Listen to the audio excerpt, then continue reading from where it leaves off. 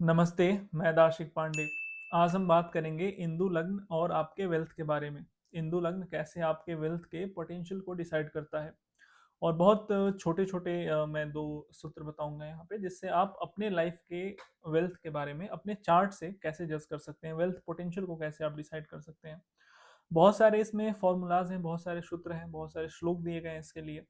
लेकिन हम 2 जो सबसे इम्पोर्टेंट श्लोक हैं और जो वेल्थ देखने के लिए इन जनरल जब भी हम चार्ट से वेल्थ पोटेंशियल देखते हैं या फिर वेल्थ को देखते हैं, वेल्थ को जज करते हैं, उसमें 2 जो सबसे इम्पोर्टेंट एस्पेक्ट्स होते हैं, हम उनको यहाँ पे डिस्कस करेंगे।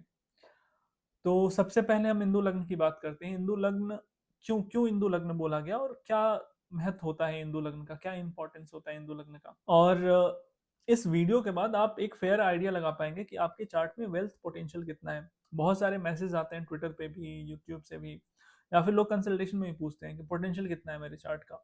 ऑब्वियसली जो और फैक्टर्स हैं चार्ट में वो इस चीज़ को डिसाइड करते हैं कि आप कितना आपके पास वेल्थ होगा, कितना आपके पास जो है पैसा या फिर कितना अबंडेंस होगा।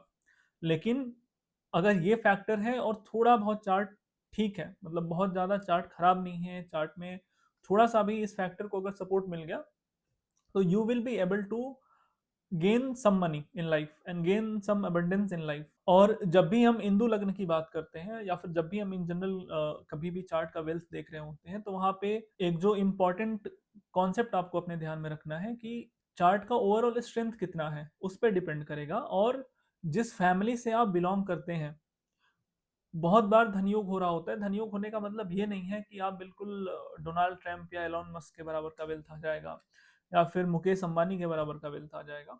हो सकता है कि आप अपने फैमिली में सबसे अच्छा करें, हो सकता है कि और किसी तरीके से आप उस एबंडेंस को प्राप्त करें। वो हम यहाँ पर डिस्कस करेंगे, वो कैसे, उसका क्या मतलब होता है। तो अब हम बात करेंगे इंदु लग्न के बारे में।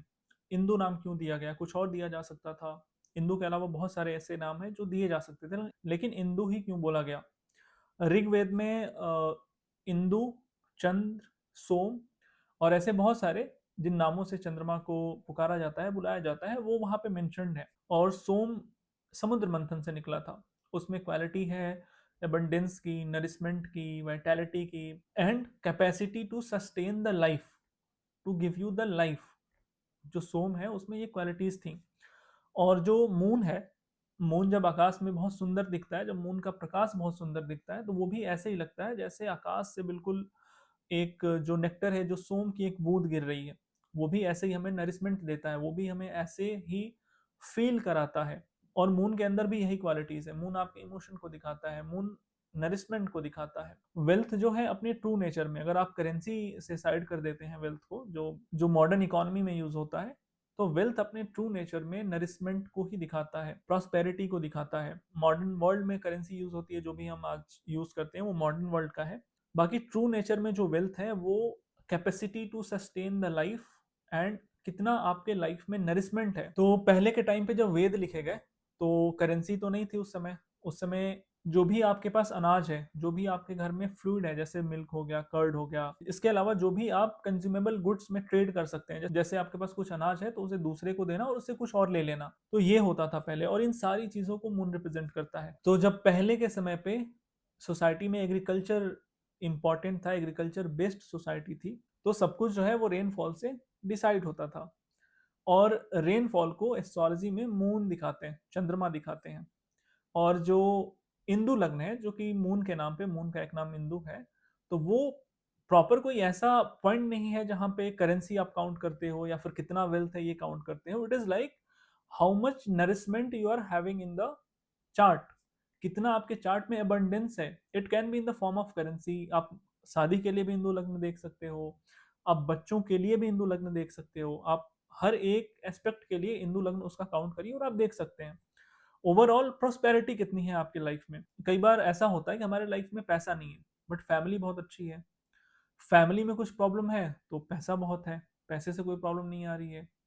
तो लाइफ में प्रॉस्पेरिटी के बहुत सारे डायमेंशंस होते हैं। आपके लिए क्या जरूरी है वो आप पे डिपेंड करता है। आपके लिए पैसा जरूरी है, आपके लिए फैमिली जरूरी है, आपके लिए क्या जरूरी है और कैसे आप बैलेंस बनाते हैं, उस पे आपकी प्रॉस्पेरिटी और उस पे आपका एबंडेंस डिपेंड करता है। मून मन को भी दिखाता है, तो आपका मेंटल थॉट प्रोसेस कैसा है, मून जुपिटर के साथ है, सैटर्न के साथ है, आप किस चीज को कैसे लेते हो। इसलिए जो चार्ट में वो पॉइंट है जो आपके अबंडेंस को, आपके प्रॉस्पेरिटी को दिखाता है, हमने उसे इंदु नाम दिया और बोला इंदु लग्न है ये। अब जब आप इसके कैलकुलेशन को देखते हो, कभी मैं कैलकुलेशन पे बात करूंगा कैसे होता है, अभी वीडियो में आगे मैं बताऊंगा कि कैसे आप इंदु लग्न चेक कर सकते हैं। तो नाइन्थ हाउस और नाइन्थ लॉर्ड का बहुत महत्व होता है इसमें। और नाइन्थ हाउस जो है, जो नाइन्थ लॉर्ड है, वो आपके भाग्य को दिखाता है, आपके फॉर्चून को दिखाता है। तो इंदु लग्न जो है वो आपके सिर्फ करेंसी काउंटिंग पॉइंट को नहीं दिखाता है, इंदु लग्न ये दिखाता है कि आपका फॉर्चून आपके लिए कितना नरिशमेंट ला सकता है। पैसा और करेंसी बहुत लोगों के पास होता है, लेकिन वो सुख, वो नरिशमेंट, वो अबंडेंस, वो एक सेटिस्फेक्शन का लेवल सबके लाइफ में नहीं होता है, वो डिफरेंट होता है। अगर उसे चेक करना है, अगर उस डेप्थ में जाके चीजों को देखना है, तो यू कैन यूज इंदु लग्न। इसीलिए एक सूत्र ये भी है कि जब इंदु लग्न में बेनिफिक्स हो या बेनिफिक्स उसको देखते हो, तो पैसा आता है, अबंडेंस आता है लाइफ में। क्योंकि बेनिफिक्स का नेचुरल काम है नरिशमेंट देना। बेनिफिक्स का नेचुरल जो एक नेचर है, वो हमें नरिशमेंट देना है। अब चंद्रमा को इंदु, सोमा, बहुत सारे नामों से पुकारा गया। तो सोम जो नेक्टर है, अगर आप ऐसे गिराते हो तो वो कहाँ जाएगा, वो सबसे लोएस्ट पॉइंट पे जाएगा, जहां पे उसे वो एनर्जी पॉइंट मिल सके, जहां पे वो स्टेबलाइज हो सके, है ना। या फिर वाटर का भी जो फ्लो होता है, वो ऊपर से नीचे की तरफ होता है, जहां पे वो जाके स्टेबलाइज हो सके, जहां पे उसे एक्सेप्टेंस मिल सके। Same for the wealth, that is why उसे इंदु लग्न बोला गया। सेम फॉर द वेल्थ, कि वेल्थ वहीं फ्लो होता है जहां एरोगेंस नहीं होता है। वो आपके चार्ट में डिवाइन नरिशमेंट का पॉइंट है।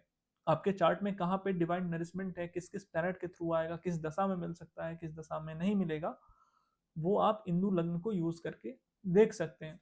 लेकिन इस वीडियो में अभी हम सिर्फ और सिर्फ वेल्थ पे बात करेंगे, जो करेंसी का पॉइंट है, जो पैसे का पॉइंट है, हम उस पर बात करेंगे। मॉडर्न वर्ल्ड में पैसा, करेंसी बहुत ज्यादा इंपॉर्टेंट है। अब एग्रीकल्चर बेस्ड सोसाइटी नहीं है, अब करेंसी का यूज है। तो हम आज के वीडियो में करेंसी पे बात करेंगे, और इस सीरीज में मैं कम से कम 3 या 4 वीडियोस बनाऊंगा, जिसमें आप अपने चार्ट में डिफरेंट डिफरेंट एस्पेक्ट्स में जाके देख सकते हो। सर्वतोभद्र चक्र यूज करके कैसे आप देख सकते हैं, और डिफरेंट डिफरेंट जो एस्पेक्ट्स हैं चार्ट के, वहां पे इंदु लग्न को कैसे अप्लाई कर सकते हैं आप, और कैसे अपने चार्ट में वेल्थ को चेक कर सकते हैं। आज सिर्फ 2 पॉइंट्स पे चेक करेंगे, उसके अलावा दशा वगैरह पे नहीं जाएंगे हम, कि दशा में कैसे वेल्थ फ्लो होता है, कैसे नहीं होता है, वेल्थ डिस्ट्रॉय होने के क्या कॉम्बिनेशन होते हैं, वो भी हम देखेंगे नेक्स्ट वीडियोस में। आज का हमारा एजेंडा है कि हम सिंपल जो वेल्थ का कॉम्बिनेशन है, जो अबंडेंस का कॉम्बिनेशन है, हम उसको देखेंगे। पैसा कितना आपके लाइफ में रहेगा, हम उसको देखेंगे। आगे हम देखेंगे कि दशा के हिसाब से उसका रिजल्ट कैसे आता है, और कैसे आपके लाइफ को वो इम्पैक्ट करता है। सो अब मैं स्क्रीन प्रेजेंट करता हूँ, और हम देखेंगे एग्जाम्पल्स को, और समझेंगे कि आप इसे अपने चार्ट पे कैसे अप्लाई कर सकते हो। 5-6 चार्ट्स के एग्जाम्पल दूंगा मैं। तो अब हम डिस्कस करेंगे, जो कि आपको स्क्रीन पे दिख रहा होगा, इंदु लग्ना एंड मनी। आप इसको अपने चार्ट में कैसे यूज करके, और कैसे अपने वेल्थ को आप जज कर सकते हैं। यहाँ पे बहुत सारे मैंने स्लाइड्स लगाए हुए हैं, उसमें कुछ ऐसे एग्जाम्पल्स हैं जो मैं आगे डिस्कस करूंगा आगे आने वाली वीडियोस में। और सिर्फ 2 जो सूत्र हैं वो अभी हम यहाँ पे डिस्कस करेंगे, और एग्जाम्पल चार्ट्स को देखेंगे। अभी जो यहाँ पे आपको दिख रहा होगा, इसमें लिखा है कि इंदु लग्न से दूसरे और 11वें घर में कोई धन योग हो रहा है, तो वो वेल्थ को दिखाता है। लेकिन थोड़ा सा ये अधूरा लिखा गया है। पूरा ये है कि इंदु लग्न से आप धन योग को चेक करेंगे अपने चार्ट में। जैसे आप लग्न से चेक करते हैं, जैसे आप मून से चेक करते हैं, वैसे आप इंदु लग्न से चेक करेंगे। सिंपल सा जो फॉर्मूला है वो ये है। अगर वो दूसरे और 11वें घर में हो रहा है, it's best, nothing better than that. जो प्राइमरी क्राइटेरिया होता है धन योग का, वो क्या होता है? जो दूसरा घर है आपके हॉरोस्कोप में, वो है आपके एक्यूमुलेटेड वेल्थ का। जो 11वां घर है, वो है आपके गेंस का, वो है आपके रेगुलर इनकम का। लग्न आपको दिखाता है आपके लाइफ में कुछ बुरा इवेंट हो रहा है, आपके लाइफ में कुछ अच्छा इवेंट हो रहा है, आपके लाइफ में कुछ भी हो रहा है, X Y Z. It can be positive, it can be negative, it can be something neutral as well. You have to be there. लग्न को वहां पे इन्वॉल्व होना पड़ेगा। लग्न के बिना कोई कॉन्सेप्ट या फिर कोई भी चीज आपके चार्ट में एग्जिस्ट ही नहीं करेगी। तो आपके चार्ट में लग्न से कैसे धन योग बनता है, या फिर मून से भी अगर आपको देखना है, मून से धन योग बना है कि नहीं, चंद्र कुंडली से बना है कि नहीं, या फिर इंदु लग्न से बना है कि नहीं, तो आप उसको जो अभी बता रहा हूं इसको अप्लाई करके आप चेक कर सकते हैं। तो दूसरे घर का लॉर्ड, 11वें घर का लॉर्ड, और लग्न का लॉर्ड, ये इनमें कोई भी संबंध बन जाए तो वो धन योग होता है। अब जितना अच्छा संबंध बना, जितना स्ट्रॉन्ग बॉन्ड बना, उतना अच्छा धन योग होता है। अगर 11th लॉर्ड सेकंड हाउस में चला जाए, it's a dhan yoga. 11th Lord और लग्ना लॉर्ड दोनों सेकंड हाउस में चले जाए, इट्स अगेन अ ब्यूटीफुल धन योगा। सेकंड लॉर्ड लग्ना लॉर्ड 11th हाउस में आ जाए, again it's a dhan yoga. अब इसमें सेकंड का लॉर्ड और 11th का लॉर्ड लग्न में आ जाए तो फिर से ये एक धन योग होता है। अब ये दोनों आपस में एक्सचेंज में है, एस्पेक्ट में है, जितना स्ट्रॉन्ग बॉन्ड बना होगा चार्ट में उतना ये धन योग आपके चार्ट में होता है। जिस हाउस में है उस तरीके से धन योग फलित होगा। फॉर एग्जाम्पल अभी 2-4 दिन पहले किसी से मेरी बात हो रही थी, so he was having second lord, 12th lord and lagna lord is in the third house. तो अब यहाँ पे 12th का लॉर्ड इन्वॉल्व हो गया, तो 12th का लॉर्ड जो है लॉसेस को दिखाता है, फॉरेन लैंड को दिखाता है। तो ये सबके लिए लॉसेस को नहीं दिखाएगा, ये भी दिखा सकता है कि जो पैसा है, जो इनकम है वो फॉरेन के थ्रू हो रही है, वो फॉरेन लैंड से हो रही है, या फिर इंसान किसी फॉरेन ऑर्गेनाइजेशन में काम कर रहा है। अब थर्ड हाउस में हो रहा है तो थर्ड हाउस किस चीज का है, आपके स्पीच का है, आपके कम्युनिकेशन का है, आपके गैजेट्स को दिखाता है। उन सब चीजों को यूज करके, although he was in consulting जहाँ पे आपके स्पीच का और जो भी टेक्नोलॉजी से, मर्क्यूरी से जुड़ा हुआ जो चीज है उसका यूज होता है। मर्क्यूरी का घर है तीसरा घर। अब किसी का यही जो धनयोग है वो 6th हाउस में हो रहा हो, तो 6th हाउस किस चीज का है, डेड डिजीज और एनिमीज का। तो अब ऐसा नहीं है कि 6th हाउस में धनयोग हो गया तो वो बुरा है, हो सकता है कि वो इंसान लॉयर है या फिर मेडिकल फील्ड में है या फिर कोई और ऐसा काम करता है जिसमें 6th हाउस का हैवी इन्वॉल्वमेंट है। किसी का धनयोग 8th हाउस में बना है और वो काम ही एस्ट्रोलॉजी का करता है, काम वो रिसर्च का करता है, काम वो माइनिंग का करता है, डीप सी इनोवेशंस का करता है, तो उसके लिए तो फिर वो बहुत अच्छा हो गया। तो वो धनयोग किसी भी हाउस में बने, आपको चार्ट में जज करना है कि फंडामेंटली वो पॉजिटिव साइड में जा रहा है या नेगेटिव साइड में जा रहा है, वेटेज किसका ज्यादा है, और चार्ट में प्रोफेशन का कॉम्बिनेशन क्या बना हुआ है, 10th हाउस उससे कैसे लिंक हो रहा है। चार्ट में ऐसे बहुत सारे कॉम्बिनेशन होते हैं जो आप कर सकते हैं, आप वो चीज पढ़ सकते हैं, लेकिन आप काम कौन सा करते हैं, आप अल्टीमेटली काम वही करते हैं जिसमें धनयोग इन्वॉल्व होता है, जहां से पैसा आना होता है, जहां से आपके लाइफ में वेल्थ का फ्लो होना होता है। अब आपको सेकंड हाउस, फर्स्ट हाउस और 11th हाउस जो मैंने अभी बताया, इसके अलावा चार्ट में जो बेनिफिक हाउसेज हैं उनको भी आपको देखना है कि उनमें से कितने हाउसेज इसमें इन्वॉल्व हैं। जैसे second Lord, 11th Lord is in the लग्ना और वहां पे 5th का लॉर्ड आ जाए, 5th का लॉर्ड इन्वॉल्व हो जाए, उसे कोई एग्जॉल्टेड प्लैनेट देख ले जो कि फ्रेंड भी है उन दोनों का या फिर न्यूट्रल भी है, वो एस्पेक्ट कर ले इन्हें, या फिर वहां पे 9th का लॉर्ड आ जाए, या फिर ये 9th हाउस में जाके बन जाए, 5th हाउस में जाके बन जाए, 7th हाउस में जाके बन जाए, किसी और बेनिफिक कॉम्बिनेशन में इन्वॉल्व हो जाए, किसी राजयोग में इन्वॉल्व हो जाए, तो फिर आप वेल्थ के पोटेंशियल को उतना बढ़ाते जाएंगे। इसमें और भी बहुत सारे लेयर्स होते हैं जिन्हें आपको देखना होता है, फिलहाल हम उसका यहाँ पे डिस्कशन नहीं कर रहे। आगे आने वाली वीडियोस में जो इसके और हिडन लेयर्स और रेयर और डीप लेयर्स हैं मैं उनको डिस्कस कर दूंगा कि कैसे आप अलग अलग चार्ट में एस्पेक्ट्स का यूज करके, डिविजनल चार्ट्स का यूज करके आप वेल्थ को देख सकते हो और कैसे वो डिफरेंस क्रिएट होता है दो लोगों के बीच में, वो डिफरेंस कहाँ से आता है उस वेल्थ में, आप उसको देख पाएंगे जो आगे वीडियोस लेके आऊंगा। लेकिन अभी हम यहाँ पे बहुत प्राइमरी चीज को डिस्कस करेंगे। अब यहाँ पे हम कुछ एग्जाम्पल चार्ट्स लेंगे और चार्ट्स के थ्रू आपको दिखाता हूँ कि आप अपने चार्ट में कैसे देखोगे और कैसे उसे अप्लाई करना है। अभी तक जो फाउंडेशन बना हुआ था, जो नहीं समझ में आ रहा था, अब समझ में आएगा जब मैं चार्ट्स को दिखाऊंगा, चार्ट्स को शो करूंगा। तो सबसे पहले हम देखेंगे ओशो का चार्ट। ये है ओशो का चार्ट। अब आपको भी जगन्नाथ होरा में अपना चार्ट ओपन करना है या फिर किसी भी सॉफ्टवेयर में अपना चार्ट ओपन करना है, और यहाँ पे सिर्फ हम इंदु लग्न की बात कर रहे हैं और किसी और लग्न की बात नहीं कर रहे हैं।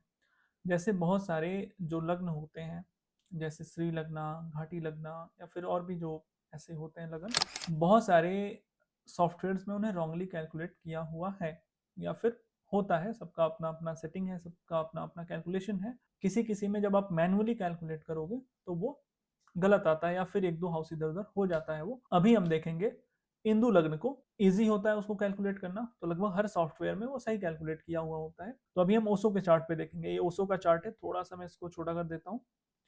ये ओशो का चार्ट है, टॉरस लग्न है, जैसे आप सबको पता होगा जुपिटर थर्ड हाउस में रेट्रोग्रेड है और एग्जॉल्टेड है, और यहाँ पे प्लैनेट्स हैं 5, mercury, moon, Venus and Saturn. और हम यहाँ से चेक करेंगे इंदु लग्न को। तो यहाँ पे आपको लिखा हुआ मिलेगा इंदु लग्न, ये रहा इंदु लग्न, 22 डिग्रीज 19 मिनट्स जेमिनाई, जो मिथुन राशि है उसमें जो है इंदु लग्न है, ओशो रजनीश जी का, लॉर्ड ओशो का।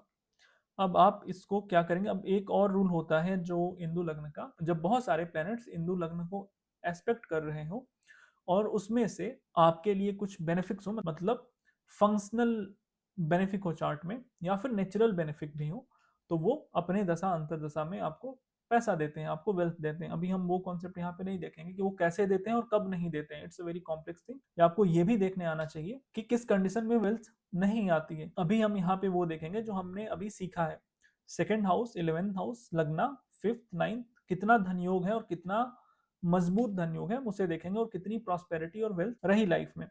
अब हम क्या करेंगे कि ये जो जेमिनाई का साइन है, जो मिथुन राशि, हम उसको लग्न बना लेंगे। बहुत इजी होता है, किसी भी सॉफ्टवेयर में आप उसको लिखा है सो चार्ट फ्रॉम दिस हाउस, तो आप ऐसे कर लेंगे। तो अभी जो चार्ट है वो जेमिनाई से दिखने लगा, जेमिनाई लग्न बन गया इसमें। अब आप देखेंगे कि सेकंड हाउस का लॉर्ड कौन है। यहाँ पे सेकंड हाउस का लॉर्ड है मून, और 11th हाउस का लॉर्ड कौन है, मार्स, और लग्न का लॉर्ड कौन है, मर्क्यूरी। और ये तीनों प्लैनेट्स कहाँ पे बैठे हैं, ये तीनों प्लैनेट्स बैठे हुए हैं 7th हाउस में, सेजिटेरियस के साइन में बैठे हुए हैं। तो 7th हाउस में सेजिटेरियस के साइन में ये तीनों प्लैनेट्स बैठे हुए हैं। और मैंने आपको क्या बताया था कि जब भी सेकंड लॉर्ड, लग्न लॉर्ड और 11th लॉर्ड आपस में मिल जाए, किसी भी तरीके से मिल जाए, तो वो धन योग होता है। और सबसे बेस्ट मिलना क्या हुआ कि तीनों आपस में आके एक साथ बैठ गए किसी हाउस में, जो कि जब आप इंदु लग्न से आप ओशो रजनीश का चार्ट बनाते हैं तो आपको क्लियरली दिखता है कि सेकंड लॉर्ड, लग्न lord and 11th lord are together in the 7th house. अब उसको साथ किसका मिल रहा है, साथ मिल रहा है वीनस का, जो कि 5th लॉर्ड है, पूर्व जन्म के पुण्यों का भाव है, पांचवा घर। दूसरा उसको साथ किसका मिला, 9th लॉर्ड का मिल गया, again a benefit. Venus 12th का लॉर्ड है, फॉरेन लैंड पे गए। आपको अगर आपने ओशो के बारे में पढ़ा होगा तो उनकी लाइफ जर्नी कैसी रही, मुझे नहीं लगता कि वो यहाँ पे डिस्कस करना है, कहाँ से वो गए, कैसे उनके लाइफ में ट्रांसफॉर्मेशन हुए। अब वहां पे एट्स का लॉर्ड भी इन्वॉल्व है। तो ओशो का जो जीवन रहा, लॉर्ड ओशो का जो जीवन रहा, जो भी उन्होंने काम किया, उसमें 8th हाउस का हाई इन्वॉल्वमेंट था। अब जब आप पढ़ते हैं, समझते हैं, तो आपको क्लियरली दिखेगा उन्होंने समाज में जितना टैबू और जितनी ऐसी चीजें थी उन सब पे बोला हुआ है, उन सब पे, और बहुत रिवोल्यूशनरी थॉट्स दिए हैं। और ये जो धन योग हो रहा है, अगर आपको ओशो के बारे में पता हो कि उनके पास कितनी वेल्थ थी, उनके उनके पास कितना जो है धन था, कितना उनके पास प्रॉस्पेरिटी थी। अब इसमें जो दूसरा एक और कॉन्सेप्ट है जो कि अगले वीडियो में मैं बताऊंगा, इंदु लग्न से सेकंड हाउस में एक एक्सॉल्टेड प्लैनेट बैठा हुआ है, जो कि जुपिटर है, जो कि खुद वेल्थ का कारक है, जो कि खुद जो है सेकंड हाउस का कारक ग्रह होता है। वो इंदु लग्न से सेकंड में एक्सॉल्टेड होकर बैठा हुआ है। इसको हम बाद में देखेंगे। तो आप ऐसे अपने चार्ट में इस कॉन्सेप्ट को अप्लाई कर सकते हैं और जज कर सकते हैं। अभी मैं दूसरा चार्ट आपको दिखाऊंगा, फिर उस पर समझाता हूँ कैसे आप इसको देख सकते हैं। तो अब मैं लगाता हूँ दूसरा चार्ट और लगाता हूँ कपिल शर्मा का चार्ट। कपिल शर्मा के बारे में अगर आपको पता होगा तो he was the highest tax payer of India. शायद अभी है कि नहीं है मुझे नहीं पता, तो अभी भी उनके पास पैसा तो है। वही कपिल शर्मा है, आगे ही बड़े होंगे। मैंने अभी उनका वेल्थ स्टेटस चेक नहीं किया, लेकिन ये चार्ट जब मैं कुछ सालों पहले जब न्यूज़ में थे, वो आई थिंक 2014 या 15 में थे, तो जब मैं इंदु लग्ना पे काम कर रहा था या फिर इंदु लग्ना पे जब रिसर्च कर रहा था, तो उस समय कपिल शर्मा का चार्ट और डेटा मैंने इकट्ठा किया, तो फिर मैंने उनके चार्ट पे काम किया था। क्योंकि अगर वेल्थ है इंसान के लाइफ में तो वो दिखना चाहिए कि हाँ, इंदु लग्न से वो जब आप अप्लाई करते हो तो उनके चार्ट में आना चाहिए, जो रियल लाइफ में हो रहा है वो चार्ट बताएगा। तो उसमें मैंने काम किया था, अभी आपको मैं दिखा रहा हूँ। इंदु लग्न जो कपिल शर्मा का है वो है एक्वेरियस में। इनके चार्ट में जो एक्वेरियस का साइन फॉल करता है वो नेचुरल एसेंडेंट से अगर आप लेते हैं तो 11th हाउस में फॉल करता है, इसे हम लग्न बना लेंगे। और जब आप इसको देखते हैं इस चार्ट को, अब आप कपिल शर्मा के चार्ट में देखते हैं तो इंदु लग्न जो है वो एक्वेरियस बनता है। और जो सेकंड लॉर्ड है और जो 11th लॉर्ड है वो जुपिटर है, वो 8th हाउस में है। लग्न का लॉर्ड भी सैटर्न है, वो भी 8th हाउस में है। किस साइन में है, तो वर्गो के साइन में है। अब वर्गो को कौन रूल करता है, मर्क्यूरी रूल करता है। और मर्क्यूरी जो है चार्ट में 5th का भी लॉर्ड है। और जब आप कपिल शर्मा का काम देखते हैं तो आपको पता चलेगा कि mercury is the most important planet for him. अब यहाँ पे जो चार्ट का योग कारक ग्रह है, जब एक्वेरियस इंदु लग्न का वो लग्न बना लेते हैं, जो चार्ट का योग कारक ग्रह बनता है वो बनता है विनस, जो कि 4th लॉर्ड और 9th लॉर्ड बनता है। जो कि नॉर्मल अगर आप एसेंडेंट से देखोगे तो एसेंडेंट का लॉर्ड भी बनता है, और इंदु लग्ना से इट इज द योग कारक का 9th Lord and the 4th Lord is expecting the combination. And Venus is the कारका फॉर मूवी, फिल्म्स, या फिर जो भी सिनेमा का काम होता है, जो भी थिएटर का काम होता है, वो किसी भी माध्यम से हो रहा हो, वीनस उसमें प्राइमरी भूमिका में रहता है। अब यहाँ पे इंदु लग्न से अगर आप देखेंगे तो जो योग कारक ग्रह है जो कि वीनस है, जो कि फोर्थ का और नाइन्थ का लॉर्ड हो रहा था, वो जाके बैठा है एग्जॉल्टेड होके सेकंड हाउस में। वीनस एग्जॉल्ट हुआ है सेकंड हाउस में, और वो 10th लॉर्ड के साथ भी है, थर्ड लॉर्ड के साथ भी है, 7th लॉर्ड के साथ भी है। तो अगर आप इसको अप्लाई करते हैं तो आपके पास अगर वेल्थ है तो वो वर्क करना चाहिए और करेगा, इट्स अनफेलेबल। जिनके पास भी, आपके आसपास भी कोई ऐसा होगा, लगता है कि उसके पास बहुत पैसा है और he is doing something great in his life, तो आप उनके चार्ट पे अप्लाई करिएगा, रूल इज अनफेलेबल। अब हम एक और इसमें आपको चार्ट दिखाते हैं, वो है किंग जॉर्ज 6। ये है लिब्रा लग्न की कुंडली, सैटर्न एग्जॉल्टेड है लग्न में, वीनस वहां पे है, और इंदु लग्न जो है इनका लिब्रा में ही है, लिब्रा ही इनका लग्न ही इंदु लग्न बन गया। That is the best thing which can happen with anyone. अब यहाँ पे एक और रूल है कि जब कोई भी एग्जॉल्टेड प्लैनेट हो वहां पे इंदु लग्न में, और वो मेलेफिक हो, सैटर्न एग्जॉल्टेड है, मेलेफिक है, तो बहुत पैसा होता है। तो किंग जॉर्ज है, आपको पता चलना चाहिए कि पैसा है कि नहीं इनके पास, इनके पास पैसा है, I mean he is the king, right. जब आप इंदु लग्न से देखते हैं तो आप चेक करेंगे धनयोग बना हुआ है कि नहीं बना हुआ है। तो अगर आप किंग जॉर्ज 6 के चार्ट को लिब्रा से देखते हैं, मतलब जो उनका इंदु लग्न है वहां से देखते हैं, तो आप देखेंगे कि उनके सेकंड हाउस में, इंदु लग्न से सेकंड हाउस में मार्स है और सन है। Mars is the second lord which is the lord of Scorpio, and sun is the 11th lord. तो सेकंड हाउस में क्या बना, धन योग बना। अब यहाँ पे जो स्कॉर्पियो का दूसरा लॉर्ड है वो है केतु, और केतु बैठा है लियो के साइन में, नक्षत्र है केतु का पूर्वा फाल्गुनी विच इज द नक्षत्र ऑफ वीनस। लग्ना लॉर्ड के नक्षत्र में केतु बैठा है और 11th हाउस में बैठा है। अब आप यहाँ पे थोड़ा सा और आगे देखेंगे तो 10th हाउस का लॉर्ड सेकंड हाउस में आया है, गुड कॉम्बिनेशन, +1। और जो मर्क्यूरी है जो कि 9th का लॉर्ड है, 9th लॉर्ड भी सेकंड में आके बैठ गया है, जो कि इस धनयोग को बूस्ट करेगा। लेकिन मर्क्यूरी 12th का भी लॉर्ड है, और जो 12th लॉर्ड है वो सेकंड हाउस में आके बैठा हुआ है। और आप जब किंग जॉर्ज के टाइम लाइन को देखते हैं, आई थिंक ही एक्सपायर्ड इन 1952। तो जितनी कंट्रीज थी उनको कोलोनाइज किया और वहां से पैसा कमाया। तो 12th लॉर्ड का सेकंड में बैठना इनके लाइफ के इवेंट्स को दिखाता है, और भी इसके बहुत सारे एस्पेक्ट्स हैं। अभी हम इनके चार्ट पर डिस्कस नहीं कर रहे हैं, हम सिर्फ ये डिस्कस कर रहे हैं कि इंदु लग्न से आप कैसे धनयोग को देख सकते हैं। अब मैं यहाँ पे एक और चार्ट लगाता हूँ, डोनाल्ड ट्रंप बिल गेट्स का लगाता हूँ, और यह है बिल गेट्स का चार्ट। इनके लिए जो इंदु लग्न फॉल करता है वो फॉल करता है वर्गो में, वर्गो का जो साइन है वो फोर्थ हाउस में है, हम इसको लग्न बना देंगे। तो बिल गेट्स के चार्ट में जो इंदु लग्न है वो फॉल करता है वर्गो में, वर्गो में अगर आप वर्गो को लग्न बनाते हैं तो there is exalted Mercury, and in the second house Venus है वहां पे जो कि सेकंड का लॉर्ड है, और सैटर्न बैठा हुआ है, फिफ्थ का लॉर्ड है। 12th का जो लॉर्ड है सन बैठा हुआ है, he was the founder of Microsoft and business was international. 12th house का इन्वॉल्वमेंट था बिजनेस में। अब हम अगला जो चार्ट देखेंगे वो देखेंगे डोनाल्ड ट्रंप का। ये है डोनाल्ड ट्रंप का चार्ट, और इसमें जो इंदु लग्न फॉल करता है वो लियो में फॉल करता है, लग्न में ही फॉल करता है। जो इनका नेचुरल असेंडेंट है वो भी लियो ही है। किसी भी चार्ट में अगर इंदु लग्न असेंडेंट में फॉल कर जाए और चार्ट में कुछ अच्छे योग हैं तो उससे अच्छा कुछ भी नहीं होता है।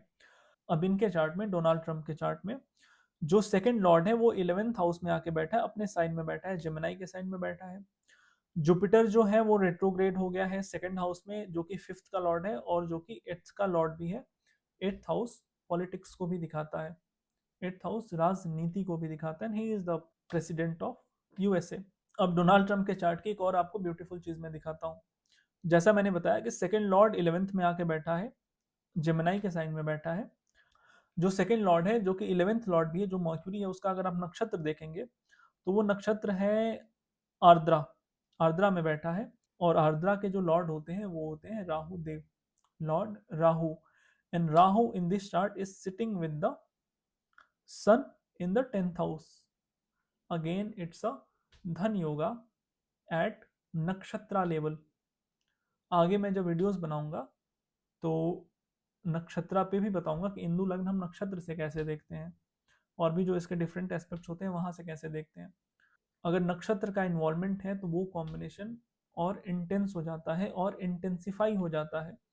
तो डोनाल्ड ट्रंप के चार्ट में राहु और सन जो है वो 10th हाउस में बैठे हैं। अब मैं आपको एक और चार्ट के थ्रू दिखाऊंगा जो कि विवेकानंद का चार्ट है। वहां पे आपको दिखेगा कि जो इंदु लग्न है उसकी ब्यूटी क्या है।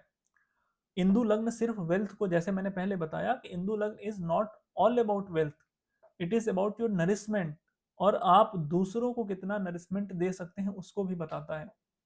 तो अगर आप अपने चार्ट में इंदु लग्न को देख रहे हैं तो सिर्फ वेल्थ को ही वो नहीं बताएगा कि आपके पास कितनी करेंसी है, आपके पास कितना पैसा है, वो किसी और एस्पेक्ट को भी सिग्निफाई कर सकता है।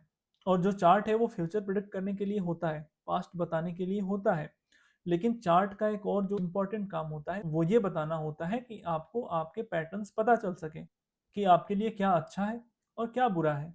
आप क्या करेंगे तो आपके पास नरिशमेंट आएगा, क्या करेंगे तो आपके पास एबेंडेंस आएगा, क्या करेंगे तो आप आगे बढ़ पाएंगे, और वो विवेकानंद जी के चार्ट से आपको समझ में आएगा।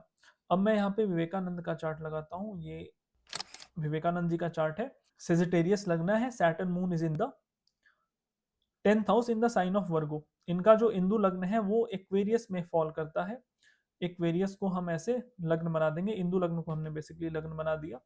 अब यहां से आप देखोगे तो जो सेकंड लॉर्ड है और जो 11th लॉर्ड है वो आ गया है 9th हाउस में लिब्रा के साइन में।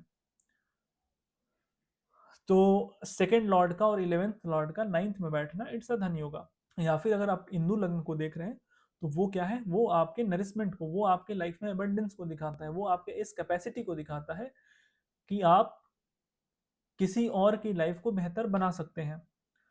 अब आप विवेकानंद के चार्ट में देखेंगे जो इंदु लग्न से 9th लॉर्ड है और 4th लॉर्ड भी है जो कि वीनस है, वो 12th हाउस में जाके कैप्रिकॉन के साइन में बैठा है, जो कि अथॉरिटी का, जो कि आपके कर्म का, जो कि आपके स्टेटस को दिखाता है। और वहां पे मर्क्यूरी है और 12th हाउस फॉरेन लैंड को दिखाता है। 9th हाउस किस चीज का होता है, रिलीजन का होता है, प्रिंसिपल का होता है, बॉसेस का होता है, फादर का होता है।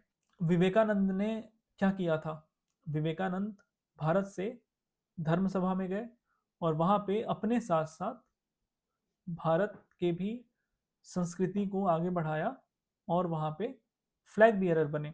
अगर आप इस चार्ट में थोड़ा और डेप्थ में जाके देखना चाहेंगे तो जो जुपिटर है जो कि इनके चार्ट में सेकंड का लॉर्ड है और जो 11th का लॉर्ड है वो बैठा हुआ है। जुपिटर इज इन द नक्षत्र of Chitra which is the नक्षत्र ऑफ मंगल, नक्षत्र ऑफ जो इंदु लग्न से 10th का लॉर्ड है उसके नक्षत्र में बैठा हुआ है। फिर आप दूसरे एस्पेक्ट पे जाते हैं तो जो राहु है, Rahu is sitting in the 10th house and Rahu is the को लॉर्ड ऑफ एक्वेरियस। लग्न का लॉर्ड आके बैठ गया 10th हाउस में, लग्न का लॉर्ड आके बैठ गया 10th हाउस में, और राहु बैठा है 5th लॉर्ड के नक्षत्र में, मर्क्यूरी के नक्षत्र में बैठा है जो कि नक्षत्र है ज्येष्ठा, मर्क्यूरी का नक्षत्र है। जब मैं आगे के वीडियोस में बताऊंगा तो ये नक्षत्र के लेवल पे कैसे फॉर्म होता है, उसमें नक्षत्र का क्या रोल होता है, कैसे आप उसको देख सकते हैं। तो अभी मैं नक्षत्रों को यहाँ पे डिस्कस नहीं कर रहा हूँ क्योंकि उसके लिए आपके पास नक्षत्रों का अच्छा ज्ञान होना चाहिए, अच्छी नॉलेज होनी चाहिए और सर्वतोभद्र चक्र के बारे में पता होना चाहिए। तो अभी हम ये बहुत बेसिक लेवल पे हमने देखा है। जो आगे आने वाली 3-4 वीडियोस हैं उनमें एक एक चीज मैं डिस्कस करूंगा जिससे आप अपने वेल्थ के बारे में, और वो वेल्थ आपके लाइफ में कहाँ से आएगी, कैसे आएगी, किस दशा में आएगी, इवन आप इतना तक जज कर पाएंगे। Monetary gains is a different thing but life का एसेंस क्या है आप उसे इंदु लग्न से जज कर सकते हैं अगर आपको चार्ट देखने अच्छे से आता है तो। लाइफ का उद्देश्य क्या है, लाइफ का एक जो बहुत लोग पर्पस पूछते हैं कि लाइफ का पर्पस क्या है, तो आप लग्न चार्ट से देखिए, चंद्र कुंडली से देखिए और फिर इंदु लग्न को लगाइए। शादी के लिए आपको देखना है, मैं आगे आने वाली वीडियोस में ये भी बताऊंगा कि शादी के लिए आप इंदु लग्न कैसे यूज कर सकते हैं, चाइल्ड बर्थ के लिए आप कैसे इंदु लग्न को यूज कर सकते हैं, और भी जो फ्यूचर के एस्पेक्ट्स होते हैं या फिर जो लाइफ का ओवरऑल पर्पस है उसके लिए आप इंदु लग्न को कैसे यूज कर सकते हैं। तो आगे आने वाले वीडियोस में हम और भी डिटेल में इस चीज़ को डिस्कस करेंगे। होप कि आपको ये अभी जो मैंने बताया समझ में आया हो। आप अपने चार्ट पे इसे अप्लाई करिएगा और चेक करिए कि आपके चार्ट में ये फॉर्म हो रहा है कि नहीं हो रहा है, या फिर और भी चार्ट्स पे इसे टेस्ट करिए जो आपके आसपास के लोग हैं या फिर किसी को आप जानते हैं जिनका आपके पास चार्ट है, जिनके पास वेल्थ है, प्रॉस्पेरिटी है, या फिर आप इसे टेस्ट भी कर सकते हैं कि अगर लाइफ में कोई एस्पेक्ट है जो बहुत प्रोमिनेंट है उस इंसान के लाइफ में, अगर वो फॉरेन में है या फिर कुछ ऐसा काम करते हैं, तो क्या वो इंदु लग्न से दिख रहा है कि नहीं दिख रहा है, वो अबेंडेंस, वो जो प्रॉस्पेरिटी है उनके चार्ट में दिख रही है कि नहीं दिख रही है। सो हम फिर बात करेंगे यहीं से नेक्स्ट वीडियो में। So hope it's helps you. Thanks a lot.